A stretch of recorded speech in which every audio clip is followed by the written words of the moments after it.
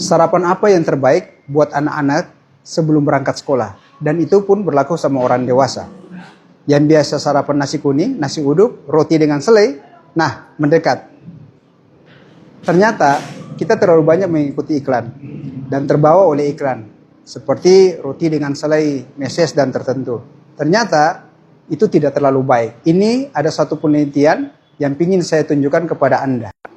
Penelitian ini untuk melihat bagaimana pemberian protein yang dibagi dalam beberapa kelompok yang disebut dengan isocaloric meals. Jadi kalorinya semuanya sama, tetapi proteinnya berbeda. Ada yang proteinnya kontrol, ada yang low protein, ada yang medium protein, dan high protein. Kalorinya tetap sama, jenis makanan pun tetap sama, hanya proteinnya ada yang sedang, ada yang rendah, dan ada yang tinggi. Hasilnya, ternyata orang yang mengkonsumsi protein tinggi itu tidak cepat lapar dibandingkan dengan kontrol atau dibandingkan dengan low atau medium protein. Hasil yang kedua juga, ternyata diet induced thermogenesis jauh lebih bagus atau metabolisme pada high protein itu jauh lebih bagus. Nah, ini studi yang pertama ya. Pada penelitian yang kedua, melihat kebiasaan anak-anak di sekolah untuk sarapan pagi dengan menggunakan kadar gula atau karbohidrat yang tinggi. Ini contohnya.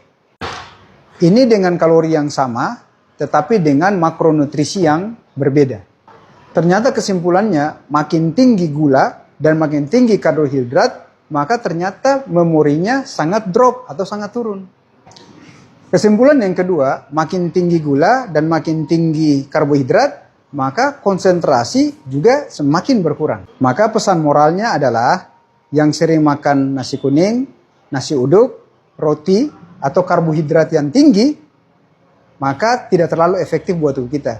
Gantilah dengan protein yang tinggi seperti telur, daging-daging yang baik, kemudian sayur-sayur, serta buah-buahan ataupun dengan ikan. Semoga bermanfaat. Salam sehat.